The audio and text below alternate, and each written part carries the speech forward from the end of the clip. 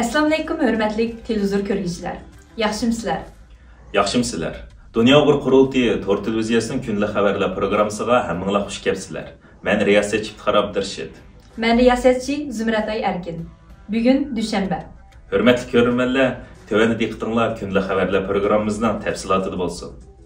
Bu yıl 5 iyul Ürümçi qirg'inchiligining 15 yillik xotir kuni. Bu munosabat bilan Dünya Uyg'ur Qurultayı buningdan bir qancha hafta burun har qaysi davlatlardagi tashkilotlar va vatandoshlarimizga murojaat e'lon qilib, 5 yil qirg'inchiligini namoyish, axborot e'lon qilish va boshqa har turli faoliyatlar bilan xotirlashga chaqiriq qilgan edi.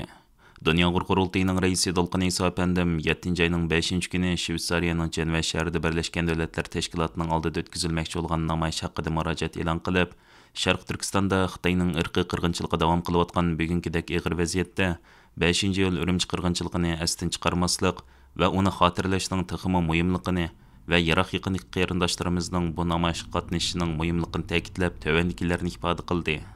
Assalamu alaykum dunyoning har qaysi joylaridagi aziz vatandoshlar.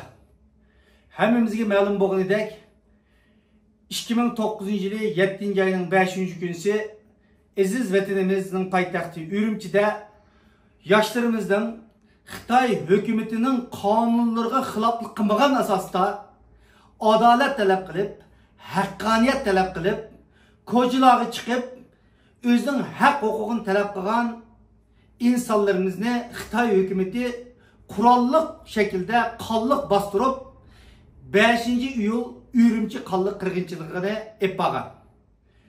Hozirgacha oradan 15 yil o'tgan bo'lsa-mu, ammo Xitoy hukumati bu qirg'inchilikda o'lib ketgan insonlarimizning haqiqiy sonini e'lon qilgani yo'q. Aksicha Xinhua agentligi 197 kishining o'lganligini, buning 140 dan ortig'ining Xitoy fuqarolari bo'lganligini o'tirib qo'yish orqali bu qirg'inchilikning javobgarligini Uyg'ur xalqining ustiga atib, Uyg'urlarni bo'lginchi va terrorist qalpig'i bilan yo'q qilish uchun dunyoga mushta ko'rsatib keldi. Ammo Xitoy hukumatining bu maqsadi hech bir qachon amalga oshgani yo'q. Dunyodagi ta'sirli xalqaro inson huquqlari tashkilotlaridan xalqaro kechirim qilish tashkiloti, inson huquqlarining kuzatish tashkilotiga o'xshaydigan xalqaro tashkilotlar va Dünya Uyg'ur Qurultayiga o'xshaydigan Uyg'ur tashkilotlari bu voqea haqida zamonda bayonotlarni berdik, dokladlarni e'lon qildik.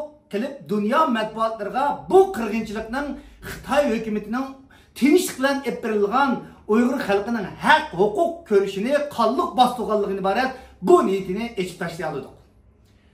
Mana bugun 7 oyning 5-kuniga bir qancha kun qoldi. Bu yil 15-yili.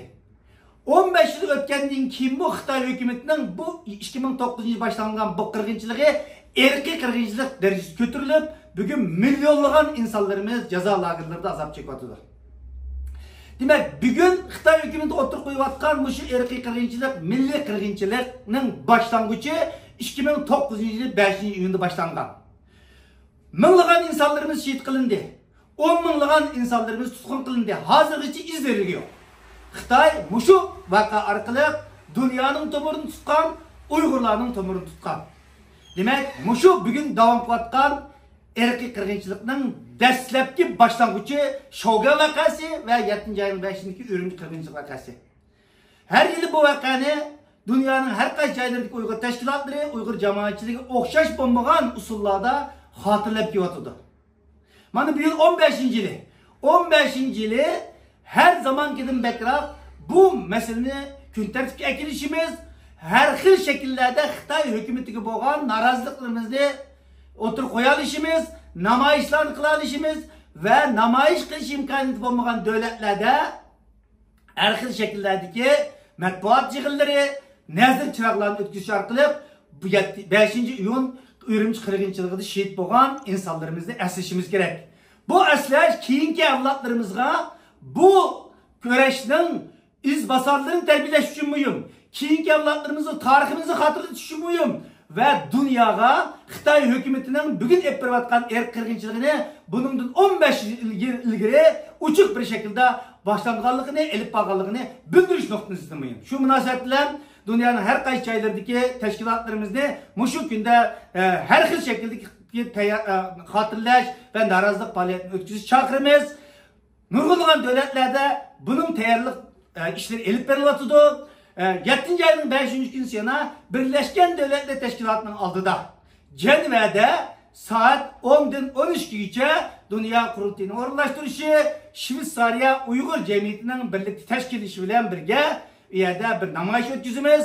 Şununla dünyanın her kaç yerlerinde yapılan namayışlarla bütün vatandaşlarımızın aktif iştirak kılışını imkaniyet yer bergen. Şveysariyaga hoşnut bo'lgan devletlerden, Fransa'dan, Germaniyadan ve başka devletlerden imkaniyet yer bergen qarindoshlarımızdan 7. ayının 5. günüse biz bilen birge Birleşken Devletler Teşkilatı'nın altı elip berildiğin muşu namayışıga katlaşışınlarını arzu kılımız. Tayarlıklarımız başlamadıdı. İyadik resim körgezmelerini alıp yaparımız. 7. ayının 4. günü şunun bir gün burun Xitay'ın zor bir delegasyonu bir ömüge Birleşken Devletler Teşkilatı bulduğun yığın kiriş aldı da o haberini aldık. Şunun biz 7. ayının 4. günü şu meydanda Birleşken Devletler Teşkilatı da Xitay ile bulduğun diplomatik görüşümüz yaparımız ve onun ulap 7. ayının 5'i Birleşken Devletler Teşkilatı'da bir namayış orlaştırmamız, matbuat yığını orlaştırmamız. Şununla bütün vatandaşlarımızda imkaniyeti var yurttaşlarımızda bu namayışlara aktif iştirak etişi çağırıyorum.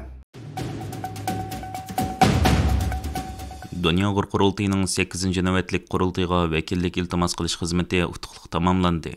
Aldınqı ayının 5'ida Dünya Uyg'ur Qurultayı maxsus bayonot e'lon qilib, Dünya Uyg'ur Qurultayı'nın 8. navbatlik qurultayga vekillik iltimos qilishning shartlari va bu vaqtdagi boshqa aloqador qoida belgilamalarini e'lon qilgan. Shuningdek, vekillik iltimos qilishning oxirgi muddatini 2024 yili 6 ayning 30 kuni qilib bekitgan edi. Dünya Uyg'ur Qurultayı'nın 8. navbatlik qurultayga vekillik iltimos qilish ishlari plan bo'yicha aldınqı ayning 10 kuni rasmiy boshlanib, belgilangan muddat ichida tunugun, ya'ni 6 ayning 30 kuni yakshanba utuqliq tamomlangan.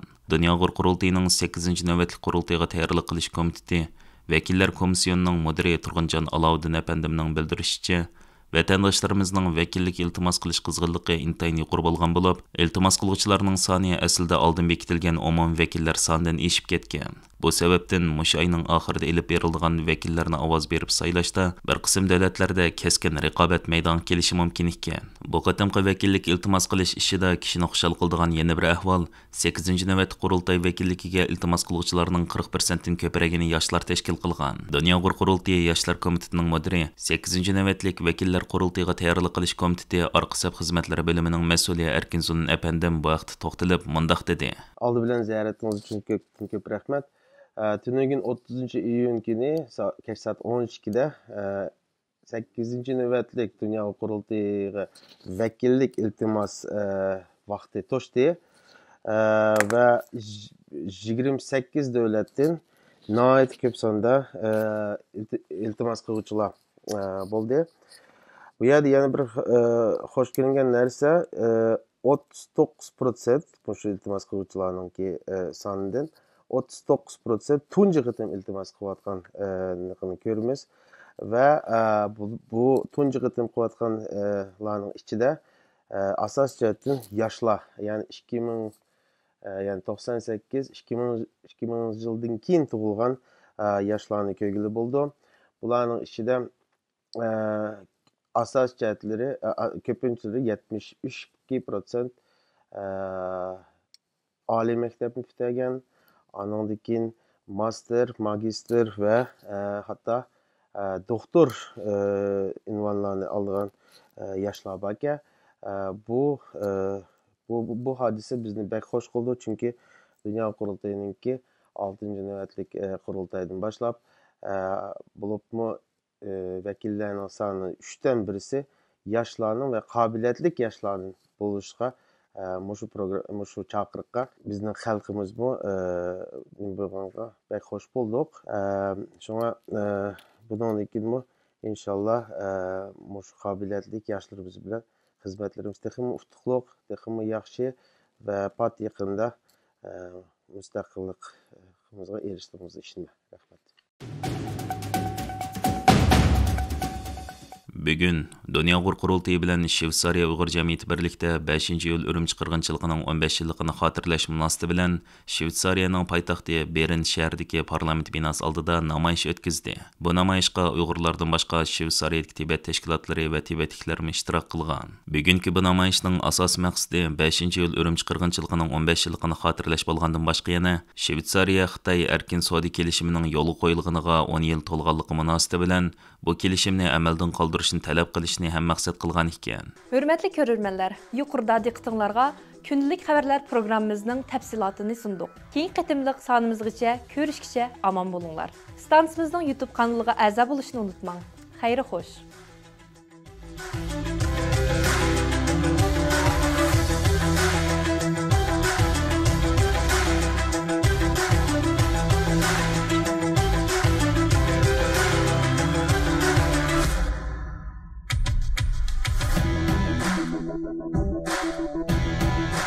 John.